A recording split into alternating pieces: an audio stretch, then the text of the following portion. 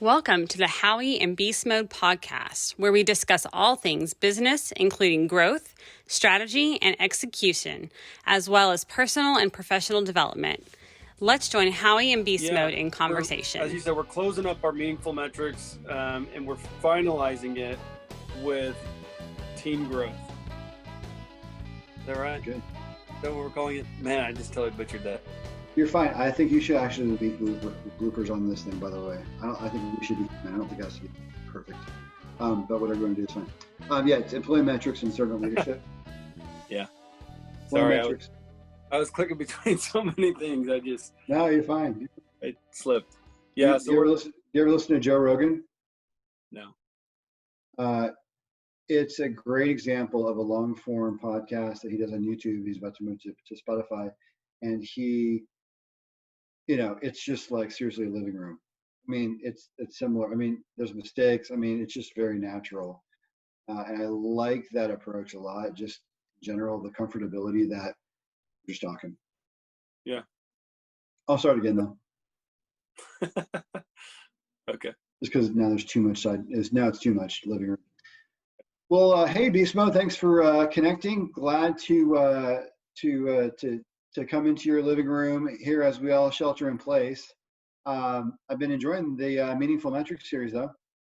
Yeah, it's great. Week number 5, and we're encapsulating it with employee metrics, one that speaks really to my heart that I know that I had to twist your arm last week, but I think now we're on the same page and we see that just like we have the entire time, that savings and risk and personal growth and business growth and employee metrics, they're all meaningful metrics that we need to be focused in on. And hopefully tonight we can just spend a little bit of time and point those out to you. So why don't you jump out and get us where we're headed? Yeah, the general top, it's interesting because we were wrapping up Meaningful Metrics last week, and you said, what, I think we have one more in us. And once I heard your heart on this, I was like, yeah, you're right. There really is another one in us. And so this one has employment, and title is kind of loosely employee metrics and servant leadership, because we have enough of a pivot kind of in the last third or even half onto servant leadership that we thought metrics, and there's such a marriage there really of employee metrics and servant leadership. But yeah, I think you're covering the first section. So I think we have 3 key points. I'll lay out the bullets, and then we'll let you dive into the first one. But it's basically employee engagement, which is a whole category in the business world. So employee engagement. The second one is employee strengths and growth, or you would say, I know your heart is for teams.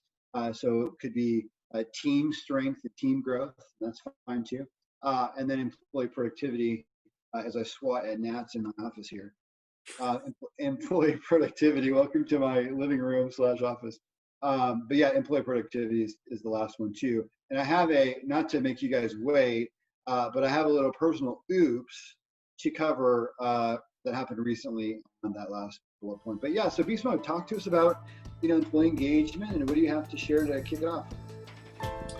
Yes, we just wanted to give a definition of employee engagement, and that it is the extent to which employees feel passionate about their jobs, are committed to the organization, and put discretionary effort into their work. Now, we came across a great graph image that really encapsulated this. And again, if you're really interested in seeing this exact one, then reach out to us. We're just going to describe it to you. So basically, it's image of a canoe with different attributes. So you got 29% in the front of the canoe rowing in a certain direction, and they're engaged. And so they're loyal, they're psychologically committed, they're more productive, and they have a higher retention rate.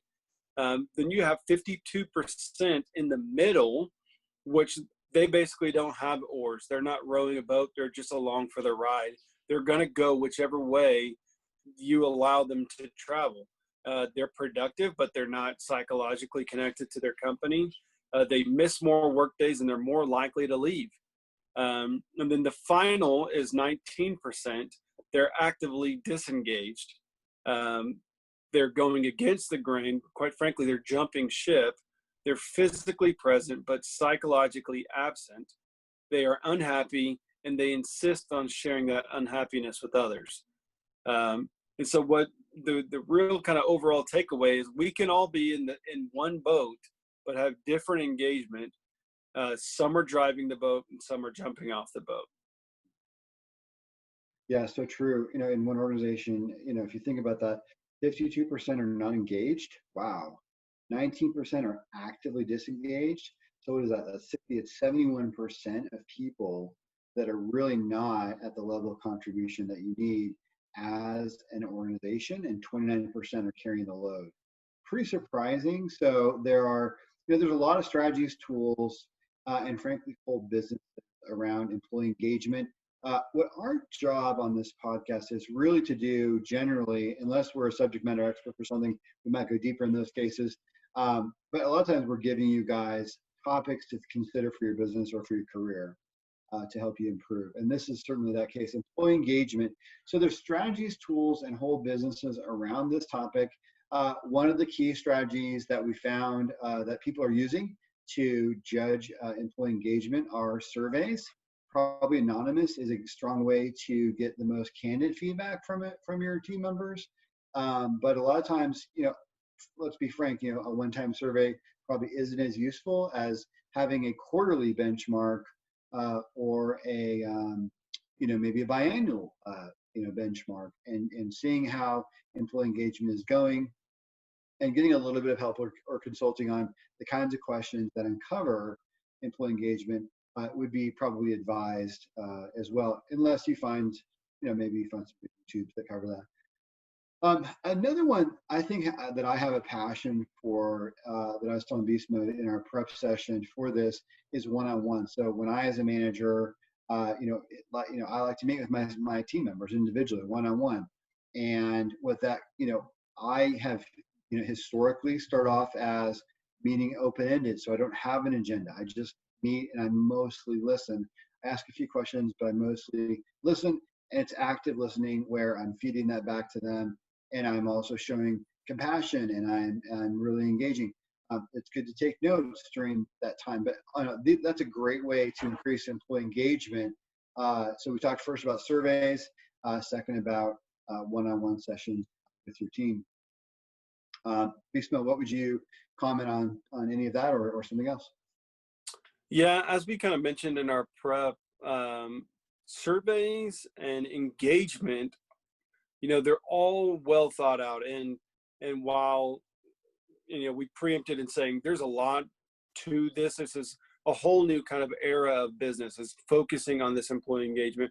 A lot of it's outsourced, or they're at least getting consulting or assistance. My biggest thing in the, decade and a half that I've been in corporate world, in some capacity is seeking engagement without the follow-up. There's a huge drop off between I want to bombard you with polls and with surveys and with, monthly meetings, but yet I don't see the follow-up. And so then that's whenever you get the back of the ship, the people jumping off really start to drive your boat, because there's not the follow through. So really, whenever I'm looking at this image, so we have the front of the boat, 29%, that's driving all the metrics. We have 52% in the middle who's just kind of along for the ride. You have 19% who's jumping off. Really, it's the battle for the 52%. So how can I get them engaged? And then really, because there's the struggle with even just hearing their voice. But then it's like, once I do hear their voice, I need to be ready as a leader, as a business, as a company to act on that in some capacity. Let them know you're heard. I need to get you engaged, because if you miss that mark, then they're just going to move to the back of the boat. So yeah, I think it's really, I think the first time you do kind of a survey or a listening session, you get a little bit of a grace. But if you don't do it, I really am glad. I was so glad in the prep that Beastmode brought this out, because I can see how that'd be very disheartening if an employee invested a half an hour with a one-on-one and their manager, nothing changed, or they gave feedback in a survey, they never heard anything about that, and nothing changed. So I really appreciate him bringing this out. I think that's a really big warning to all of us. I think number one, let's have an employee. First of all, just awareness that employee engagement is a thing is one of the goals of this podcast? Number two, what can I do about it? And number three, how can I not screw it up? And he's given us that great point. I think it is a metrics. This is our last broadcast for now, at least, on metrics. And so we didn't want to be remiss for this section to talk about metrics. And employee retention metrics was one I know you brought up in our prep. I think I would add to that absenteeism as well. If someone has higher absenteeism, keeping an eye, doesn't mean you have to, beat them up. It means you can ask the question, what's going on? How can I help? Usually, and by the way, just to give you guys kind of like a management, I would call this a pro tip because it took me until the last couple of years. Like, this is how recent this is in my career to learn this one. I learned it the hard way. But basically, I've learned that you should, when you have a concern at work, you should ask a question instead of, you don't go and say, hey, you're messing up. That's not a good idea because you don't know the context. You don't know what's going on. The best thing on any of these topics is to go ask a question and just show that open, concerning care because usually there's a good reason and sometimes there's not, and you'll pick up on that pretty quick too. So, little side tour there. One of the Javed, yeah. Yeah, one of the metrics real quick is that we need to know, so if I'm looking at my team, I need to look at it and say, okay, I got 15 people on my team. Where do they fit? What part of the canoe are they in? So again, if I don't have any metrics at the moment, for me to collect this data and to begin looking is I need to look at my team and say, who's actively engaged? Am I closer to 29 or am I closer to 50% that's engaged, or maybe I'm actually down to 10%. Maybe my boat's flipped. Who am I not engaged, but they're here, they're showing up, and they're not really, they're there to collect a check. And then who is my actively disengaged that can actually be vocally trying to rock the boat. That's the first thing that we all need to look at in our groups. Whether your group size is 3 people or 300 people, you need to actively look and see which position is everybody in your group, and then that's where you're formulating your 30-day plan to engage them. And what am I going to do to move you?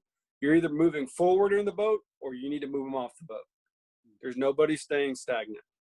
So yeah, we're going to have to, and I know a lot of people don't have a hard time firing, but we're going to have to do some of that if we can't, if people want to improve and, we can nurture it. We should go the extra mile. We should go the extra mile on employee improvement engagement.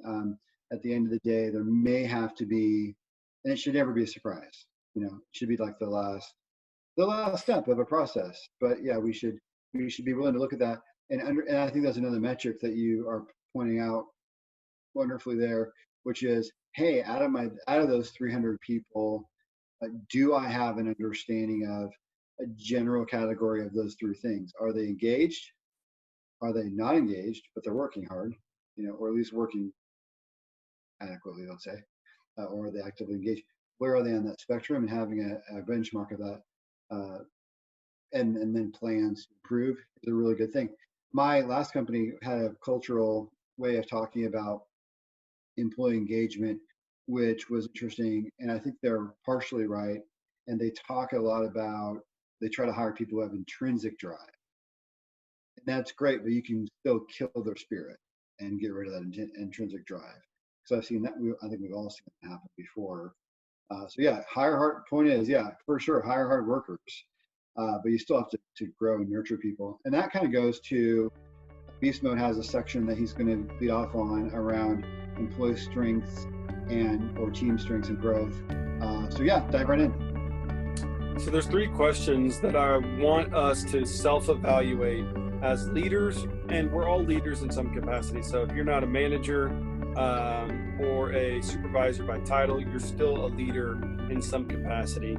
And these 3 questions come from Robert Greenleaf's book, The Servant as Leader. We're going to touch base on that. First question, though, is, do those served grow as people while they're working for you? So I am serving my team as a leader. Is my team growing under my leadership? That's a yes, no. Question number 2, what is the effect on the least privileged in my company, organization, or family, whatever your metric is? Will they benefit or at least not be further deprived underneath my leadership? Okay.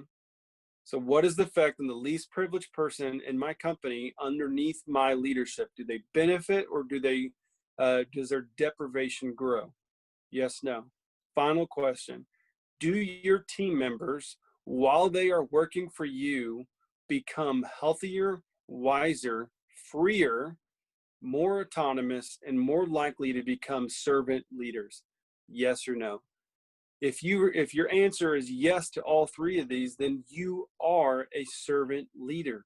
If your answer is no to any of these, it means at this moment you're not a servant leader, and it's not something that you can attain. But our goal is that in this opportunity, we have an opportunity as a leader to serve our team. As we serve our team grows. And so we're not just focused on just overall business growth and sales growth, but at the same time, I'm focused on the individual. They're growing too as we're growing. And that if my team isn't growing individually as a person, then I am not doing my job as a leader, as a supervisor, as a manager to cultivate my team. Great. Awesome. We do hear a lot on LinkedIn and other platforms about servant leadership. The church actually talks about servant leadership some as well. But I do like the fact that those 3 thoughts are, those are great focus areas to help make sure you're pointed in the direction of servant leadership. Can you read those just one more time? Because it's a podcast, and audio people want to sometimes have things reiterated. Yes. So question number 1, I'm going to speak to these as from a leadership standpoint. Do those served grow as people while they're working for you? Question number 2, what is the effect on the least privileged in your organization? Will they benefit or at least not become further deprived underneath your leadership? Number 3, do your team members, while they're working for you, become healthier, wiser, more free, more autonomous, and more likely to become servant leaders? And so there's a great example of this. And yeah. It is, as my team, what is the divorce rate? What are people coming in? How many married couples do I have? How many single couples do I have? I mean, again, I can know that just from simple HR. I need to know that. Now, again, the workload I'm putting on, the culture that I'm putting out there, does it say you need to deprive your family or your spouse or your kids' baseball games to be successful here? Or am I telling you, hey, I know it's your anniversary. You need to take today off. I don't care what's going on. Whatever's here will wait. Go spend time with your spouse. That's the most important thing. Again, number 1, if I know that information, if I know today's your anniversary and I schedule you off, you're not allowed to come in. It shows I'm engaged in your life. I'm committed to you. If I'm showing you that there's a value, there's a culture of that's important to me, that I'm willing to pay you to just go home and spend time with your wife. I'm telling you that's important. And if you don't find it's important, then you're going to self-evaluate, do I want to be here? And you're going to jump ship on your own. You're right. And that's part of what this is all about. I need to get those who are in that 52%. I need to let you know that I value you, that you're important, and I need you to move forward in the boat to help row. But if you don't want to move that way, then you need to move back, and ultimately we need to separate. But the way you do that is by getting involved, you engage them. But then again, this is just one metric that I know a lot of companies focus on. I say a lot, probably not a lot, but a lot of companies should pay attention to, divorce rate, the success rate of their children being involved in their children's activities, things like that. I think that there's obviously a large movement now around diversity and inclusion, because there have been groups of people that have been historically left behind, and there's been groups of people that have not had opportunities and those kinds of things. And I think the spirit behind that has a lot of a lot of merit, but I don't think it goes far enough, because I think servant leadership takes diversity inclusion to a better level and to a further extent, which is that I want to engage. Yes, I want to engage historically, neglected groups, absolutely. But how am I engaging them? Is it with just opportunity, or am I, leading them to become servant leaders? Am I, am I a mentor? Am I helping them become healthier and wiser, and not just historically deprived groups, but am I paying attention also to my other team members and helping them to be healthier and wiser and freer and all the things that you said? So I think it's a good start, because it makes sense to start with groups that have been left behind. But I think that we can do more for them and more for everyone with this servant leadership approach. So I'm glad we included it in the employee metrics talk. The next section is actually has a warm place in both of our hearts. So we're kind of dividing and conquering on this in our last 10 or 15 minutes here. But it's the topic of, as I help and as I am a servant leader, I want to, one of the things I can do is I can identify what my employees' strengths are. And so my favorite way of doing that currently, although I have sympathy for the other position, is Strength Finders. And Strength Finders is something that I brought into more completely in my last company. We had some processes around that we're starting, and I don't work for them anymore, through the whole COVID thing. So in case you guys don't know that, I'm currently looking, for my next adventure. But I was super excited about what we did with Strength Finders at my last company. And there's a couple of ways, I'll give you 2 or 3 ideas of how to use this, and then Beastmode is going to cover Enneagram, which is another very popular and maybe even more dimensional way of helping to do strength identification and coaching in the workplace, again, around servant leadership. But anyway, the way we used Strength Finders was we used it during hiring. We'd use it, we'd have everybody take a Strength Finders test, and we'd talk about their top 5, not as an exclusion criteria, but as an icebreaker, and as a way of learning who they are and what makes them tick. And again, we want to focus on their strengths.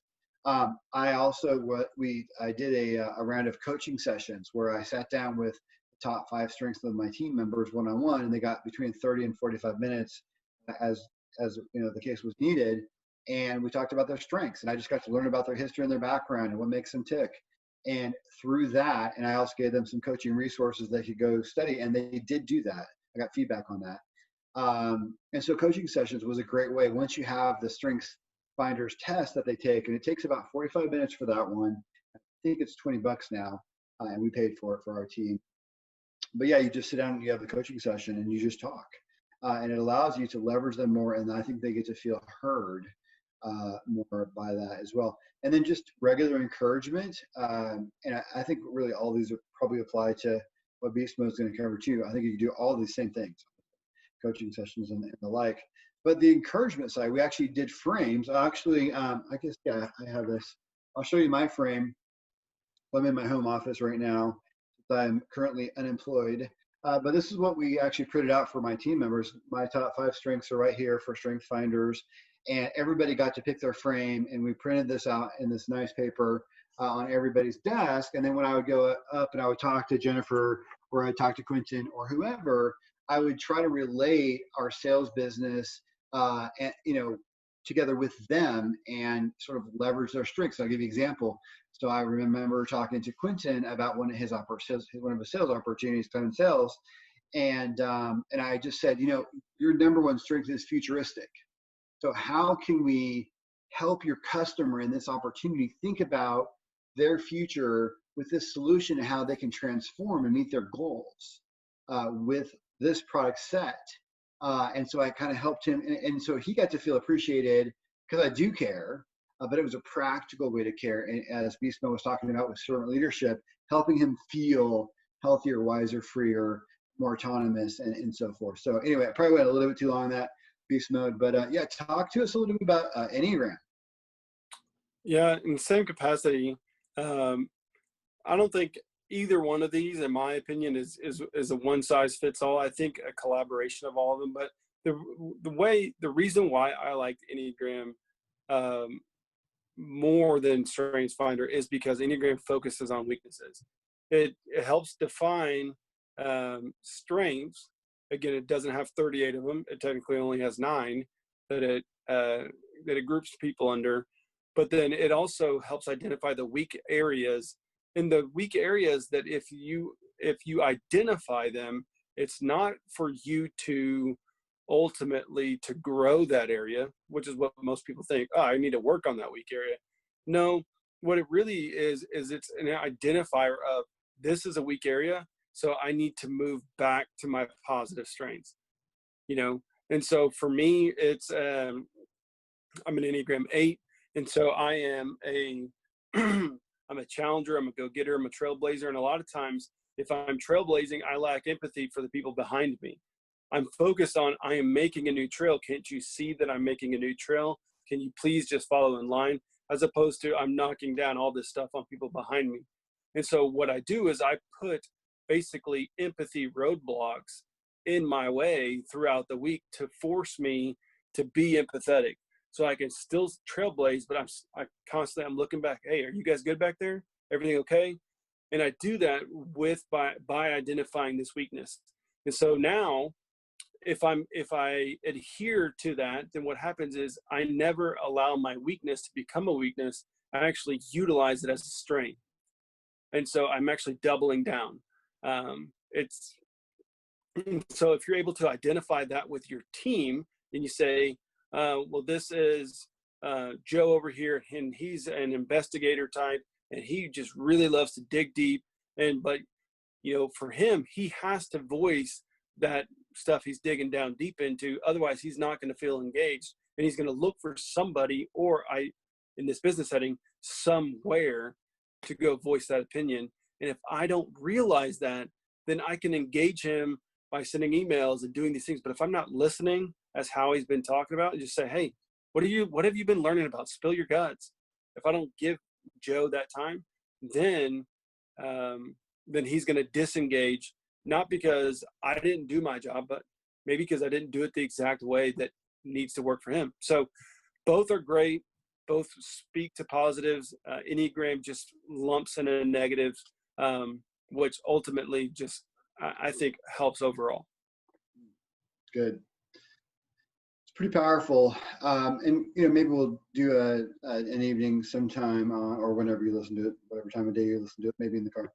But maybe we'll do a session sometime on strengths. But yeah, you know, the reason why we brought it up is because when you talk about meaningful metrics related to employees, it's something that's testable. So it can be a metric. So we thought it would be remiss to not bring it up. Plus, it's kind of a passion, I think you can tell, for both of us. There are a lot of, so what I would also give you is a parting comment for this section, and then we'll dive into employee productivity, where I get to tell you how I failed. I'm really legitimately not looking forward to telling you this story. But yeah, so as we wrap this section up, though, the YouTube videos are really good. So I know Beastmode mentioned to me earlier that there's some good stuff on YouTube about Enneagram. Strength Finders has a lot as well. So definitely please avail yourself. And I think, did you say Enneagram is free? Yes, the test is free. Okay. They have deeper tests that go, but most basic tests are free. They're like 20 questions, takes 2 minutes. Well, sorry for the yawn. Getting a little tired today. And then on the Strength Finders, I think it's $20 for your top 5. And if you want your full 38, then I don't know what it is. So you have to look that up. Maybe 99, something like that. Is it really? Wow. Yeah. Yeah, and that's more of a business, but there is a lot of research behind it. In fact, there's a book that I need to read. I have it called "It's the Manager," and it's basically it's the global Gallup, who owns Strength Finders, basically did a lot of research on their own Strength Finder data from the test. So that's pretty cool. So I'm looking forward to reading that book. But anyway, diving into employee productivity, I guess I'll maybe tee it up before I tell you my failure on this particular topic. So we're talking about metrics, so employee metrics, team metrics. We didn't lead with this, but you're going to have some level of productivity awareness for your team, right?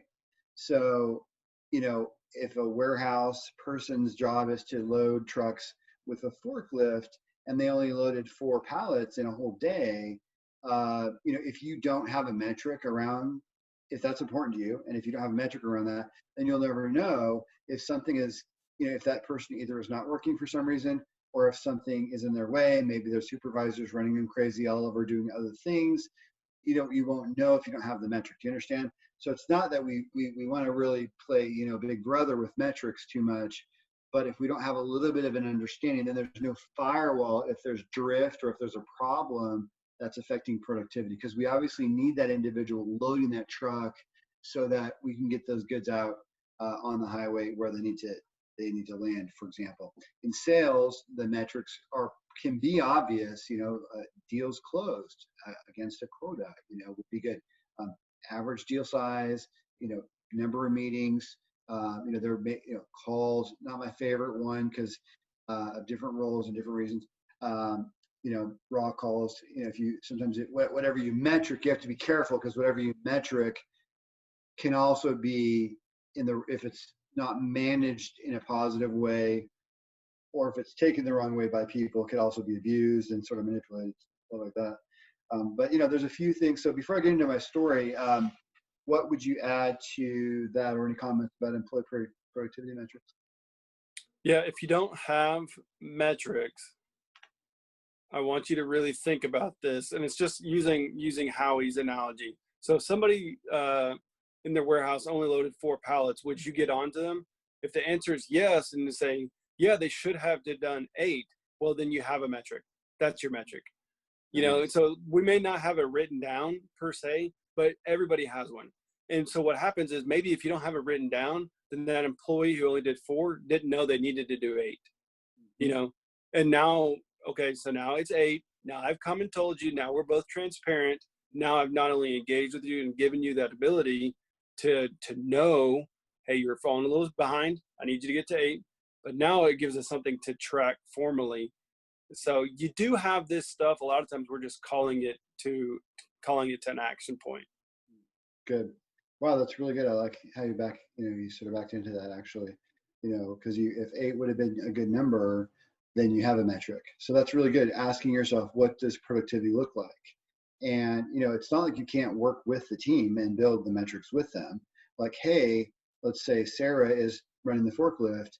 Hey, Sarah, what does a good day look like? And maybe a good day is 8 pallets. And so maybe we set a goal of 7, and then we can, push for 8, but there's a little bit of grace, perhaps, whatever it may be. And then we maybe build processes to try to improve and always push to 8 and see what's in her way.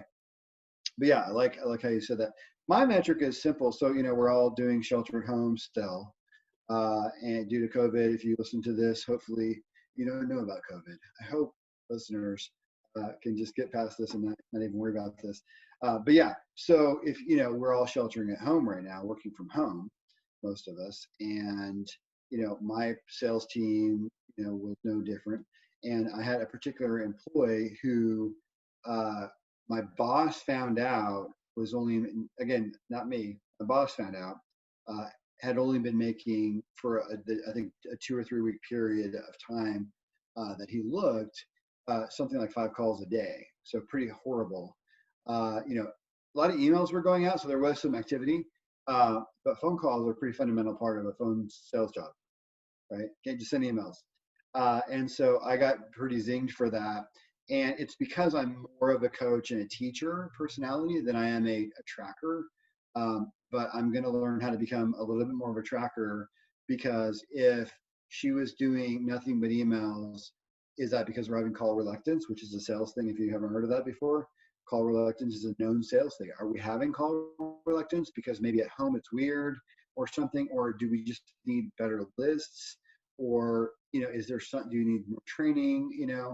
Whatever it may be. But my boss shouldn't have had to discover that, right? That should have been something that I discovered. And she did have a basic idea of what a good day looked like too. And to Beastmode's point, that had been something that had been communicated, but it should have been more written down and more tracked and so forth. So I'm gonna do better about that in the future. and not just be so, kind of trusting. And, so, cause I was working on a couple of big projects and I just let it happen, and not being in the office and seeing that, it would have been more apparent that the calls weren't happening, and I would have had a conversation, because I have before. But we need to be able to have metric systems that work in the remote environment, right? It can't just be that I stop by their desk, 2 or 3 times a day and check on them, see how it's going, and they get that from that. There needs to be metrics that are, not to use clever words here, but metrics that are mobile. I mean, they need to be able to work in a work from home environment. Let's face it, work from home is going to have a little more emphasis moving forward, people. So you need to have employee metrics that also work from home. Well, so yeah, it's kind of all I had. What would you add to that, Beast Mode, or anything else? Yeah, just really wanted to sum up the fact that just like with risk or with savings or with business growth, a lot of times when we look at things, we look at it and say, I don't have any metrics here. I don't know what's going on, but there is a metric there. And again, our conversation is not to overload with data or metrics. That's not it at all. What we do want to do is we want to use our metrics as a discussion point. We want to use them as a barometer for how we're doing overall. And then ideally, specifically with this one, we want to see how our team is doing. Is the business successful at the cost of our team? Am I blowing through new hires? Are people not making it? Is my longevity something? What type of legacy is this business, my brand, my portion of the business leaving behind? And really, these metrics are just an identifier to help you or help your business or help maybe you're a subordinate and you need to pass this information up and say, hey, I wish you would ask me this type of question, and this is just a way to just allow the conversation to continue and allow growth to prevail. That's a good one. So that's a good podcast, ladies and gentlemen. If you don't know what a good podcast looks like, that was a good podcast. This is it. And as always, you can check it out on YouTube, on iTunes, on Spotify, and Google Podcasts. There's several other ways to find it. So whatever fits you best, please do check that out. We are here for your engagement. So you can reach out to Howie or you can reach out to myself, and we'd love to just connect with you and continue the conversation. Until then, we will see you guys later. Good luck. All right.